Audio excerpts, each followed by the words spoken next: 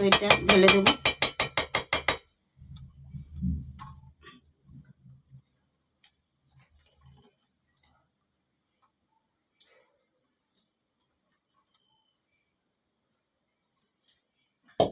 দেখো বন্ধুরা, আমার দইটা একবার পারফেক্ট তৈরি হয়েছে। আমি এবার এটা সেট হতে দেব। নমস্কার বন্ধুরা, রূপনারায়ণ কিচেনের স্বাগত জানাই। আমি আজকে বানাবো আম দই। আম দই আমি কিভাবে বানাই প্রথম থেকে শেষ পর্যন্ত ভিডিওটি ফলো করো, আশা করি ভালো লাগবে। আম দইয়ের জন্য আমি কি নিয়েছি বন্ধুরা বলে দিই তোমাদের। নিয়েছি একটা আম, এই আমটা 300 গ্রাম আছে। আর নিয়েছি 4টে এলাচ। আর নিয়েছি চিনিটা 80 গ্রাম আছে। আর 1 লিটার লিকুইড দুধ নিয়েছি। আর আমুল দুধের 10 টাকা একটা প্যাকেট নিয়েছি। আর এখানে নিয়েছি 4 চামচের মতো টক দই। টক দইটা আমি আগে থেকে জল ঝরিয়ে নিয়েছি বন্ধুরা। প্রথমে আমি আমটাকে ভালো করে খোসা ছাড়িয়ে ধুয়ে গ্রেটার দিয়ে গ্রেট করে নেব।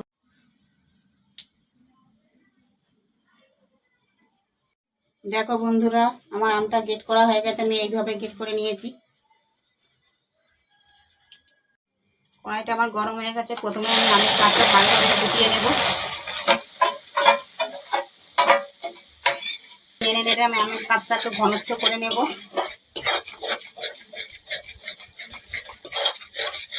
আমের কাঠটা না কড়াই ধরে যায়, এইভাবে অনবরত নাড়তে থাকবে। দেখো বন্ধুরা, আমার আমের গায়ে আর জল লেগে নেই, আমটা পুরো শুকনো শুকনো হয়ে গেছে। দেখো, এইভাবে তোমরা করে নেবে। এবার আমি একটা বাটিয়ে নামিয়ে নেব।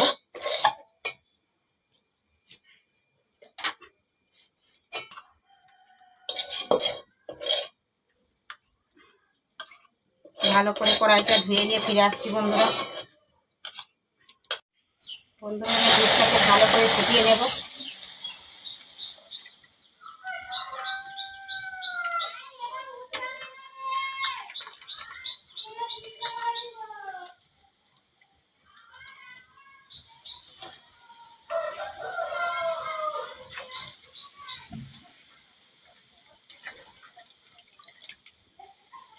দুধটাকে আমি ভালো করে ফুটিয়ে নেব বন্ধুরা।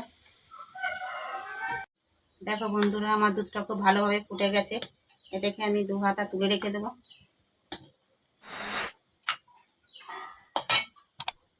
গুঁড়ো দুধটা আমি ভালো করে গুলিয়ে নেব।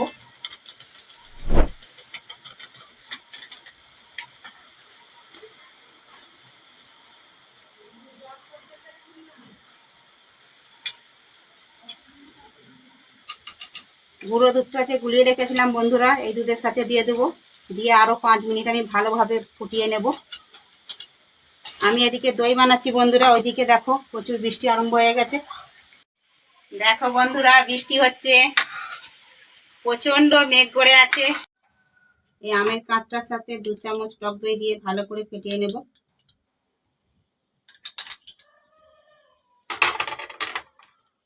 এইভাবে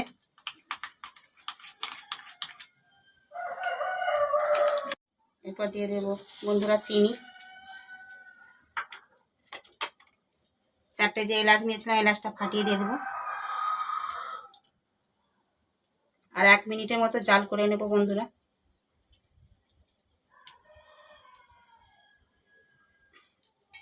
এইভাবে বন্ধুরা দেখো, আমার দুধটা এইরকম ঘনত্ব হয়ে গেছে। আমি 1 লিটার দুধকে 700 গ্রাম করে নিয়েছি। এবার নামিয়ে নেব।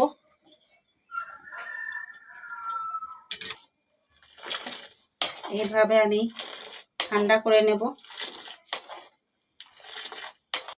দেখো বন্ধুরা, ভালোভাবেই ঠান্ডা হয়ে গেছে। যে আঙুল একটা ডুবিয়ে দেখে নিচ্ছি, উষ্ণ গরম আছে। এরপরেই এতে আমি এই যে আম আর টক দইয়ের মিশ্রণটা দিয়ে দেবো। দিয়ে আবারও একটু নাড়তে থাকবো।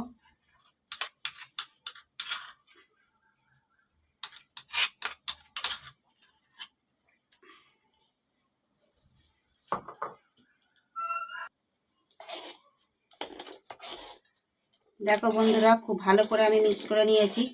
এবার এই একটা পাত্র নিয়েছি মাটির, এতে আমি ভালো করে আগে থেকে পরিষ্কার করে একটু টক দই মাখিয়ে নিয়েছি।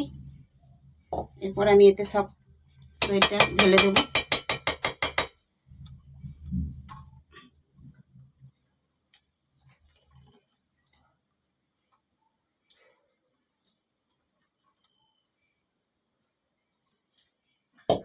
দেখো বন্ধুরা, আমার দইটা একবার পারফেক্ট তৈরি হয়েছে। আমি এবার এটা সেট হতে দেব। 7 থেকে 8 ঘন্টা পর ফিরে আসছি বন্ধুরা। ফিরে এলাম বন্ধুরা 8 ঘন্টা পরে।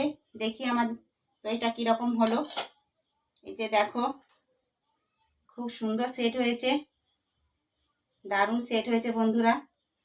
ঝটপট করে বানিয়ে ফেলো এইরকম আম দই। আমি এইভাবে রেখে এর উপরে দুটো তোয়ালে চাপা দিয়ে দিয়েছিলাম, গরমে রেখেছিলাম। দেখো খুব সুন্দর হয়েছে, দেখতেও কেমন সুন্দর হয়েছে। আমি 1 ঘন্টা ফ্রিজে রেখে ফিরে আসছি বন্ধুরা। 1 ঘন্টা পর ফিরে এলাম। এবার আমি তোমাদের কেটে দেখাই। দইটা বসেছে দেখো, দারুণ হয়েছে বন্ধুরা। আমি একটু খেয়ে দেখব।